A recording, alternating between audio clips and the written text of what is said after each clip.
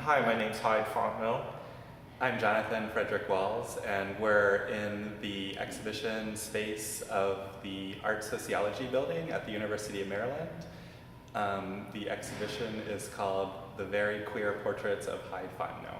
Well, you know, it's funny because I actually have thought a gay definition of my work, because what I sort of traditionally thought of as gay work was erotica, and I didn't really, like, that's actually, I like painting women and men, and so it's not just who I'm sexually drawn to. But I identify as queer. I guess I also identify as gay, but I have more of a relationship to being queer. Queer has this political edge to it, whether it's explicit or implicit. And I think art has a political edge to it, whether it's implicit or explicit. So it's sort of like bringing these two strengths together. And I mean, I think also beyond art, like the physical objects that you're making, I mean, I also then have the opportunity of trying to be transgressive in curating exhibitions. And I kind of live to be transgressive because I feel really like I wasn't included in. I mean, I could manage, but I thought in my heart I wasn't included in the larger cultural happening, and I really feel like that's true for everyone.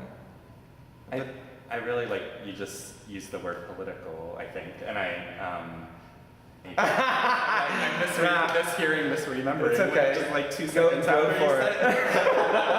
But I think definitely these disruptions and transgressions that we're talking about have political implications. I mean, I think that's sort of what makes it worthwhile for me.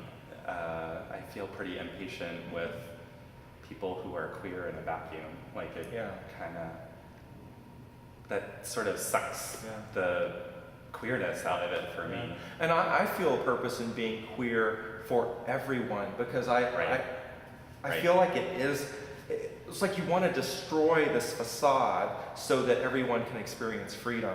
If I think about the unqueerest art, I think about Thomas Kincaid.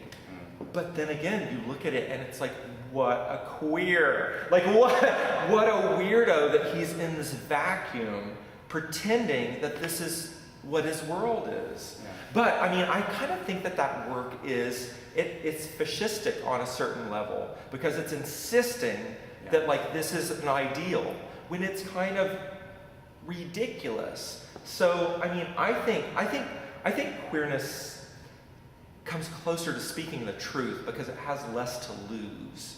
It's like, I'm an outsider, I'm gonna be an outsider, you're not gonna let me in, I'm gonna speak the truth. He talks about drawing boobies in the closet. Yeah, literally in the closet. So when I was a little kid, I don't know what my mom was like. I think they were so distraught over like who I was. But yeah, I would go into the closet, into the clothes closet, and draw all over the walls. And I'd seen my uncle's Playboys, and I was kind of obsessed with boobage. And my mom would have to paint the closet walls like once a month. Yeah, that's pretty transgressive. Yeah. And there is something that's really kind of startling and surprising and transgressive about just the nude body, like the way that you've chosen, because I think maybe the expectation is, automatically going to sexualize, and really, I think you use the word intimacy. I think that really is much more engaging, and I think that's something that really just drew me to your work when I saw that presentation you gave. It really comes across so readily in the work that I kind of, even before I heard you talk about that most of the people that you portray are in your life somehow, I knew immediately, like it really comes across, and I think that's kind of not only more refreshing, but somehow better than... Well, because there's also this trend, and I think, well, I mean, I don't know if I can call it a trend, but I think it's pervasive in our culture, is that we think of like sexuality and sexual images in a consumerist way. and even in the way we approach people. I mean, not that everyone is doing this, but I think it's really prevalent in our culture. Like we think about like hitting that or getting with that, but it's like that is a person. And I'm really interested in like obscure things that titillate people that don't titillate me, but I think I'm fascinated by it because it's like we're all so quirky.